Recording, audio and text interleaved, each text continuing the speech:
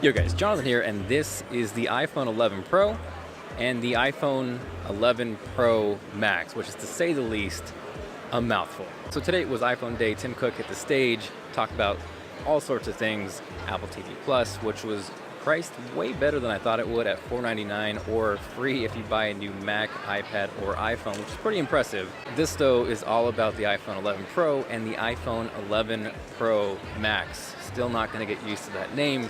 Got a way more in-depth video coming soon though, so subscribe if you haven't yet. Probably, more than likely, there'll be a giveaway as well, so hit that bell and drop a like if you are excited. I guess we should probably start with what's not new with these phones, and they're pretty much very similar looking to the iPhone XS and XS Max. So on the outside, not much has changed. Same notch, same lightning port, no USB-C port, which is sad. .jpeg. We're gonna have to wait at least one more year for that. Now, while the Apple logo has moved towards the middle of the phone, which I don't hate as much as I thought I would, there is no bilateral wireless charging, so you're not gonna be able to charge your AirPods on the iPhone 11 Pro. And yes, I know you can do it on your Huawei 5000. So you have two versions, the iPhone 11 Pro, which is the 5.8-inch model that supersedes the iPhone XS, and then you have the iPhone 11 Pro, just not going to get used to that, which supersedes the iPhone XS Max, which comes in at 6.5 inches. I would probably break the Pro name with these phones down to three things, really. The camera, the battery life, and then the display, kinda, if you really look at it.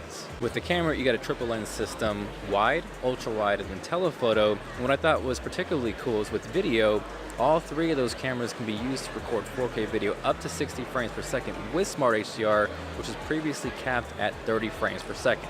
Now with the camera system, when you're going from ultra wide to telephoto, you effectively have a 4x optical zoom. So in the UI, when you're on that wide angle lens, you get a little preview of that ultra wide, which is pretty convenient if you want to quickly hop over. Now, while I think slow fees is probably the dumbest name on planet Earth, drop a like if you want to ban that word from existence. The front-facing camera not only records 4K video, it now does slow motion video as well, which is awesome. Now jumping back to that triple lens system, what kind of blew my mind is on stage, they showed off an early preview of Filmic Pro where you can use two lenses on the same phone at the same time to record multi-angle, which is kind of mind-blowing. Like, I'm not sure how exactly they're doing that, but I'm super excited to actually put that to use.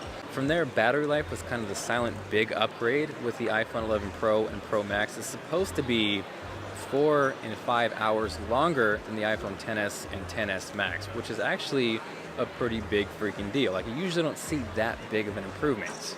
Yes, of course, we'll have to see if that actually translates to real-world use, but on paper, that sounds really good.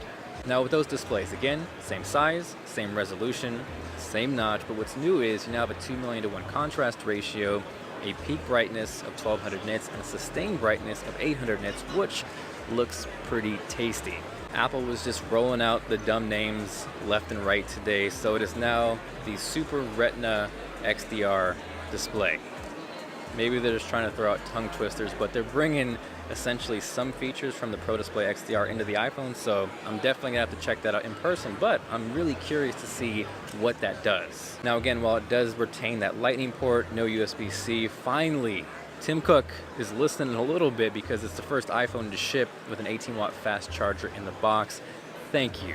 This now comes in 4 different finishes. Midnight green, that was kind of the curveball that just came out of nowhere. Silver, space gray, and then gold. I think I'm feeling space gray. Let me know what you think with a comment down below.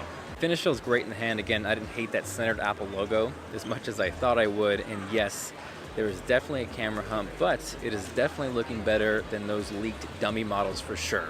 iPhone 11 Pro starts at $999. iPhone 11 Pro Max, no matter how many times I say it, it's not going to roll off my tongue, starts at $1099. Would have loved to have seen a price drop, which we saw on the iPhone 11, which supersedes the iPhone XR.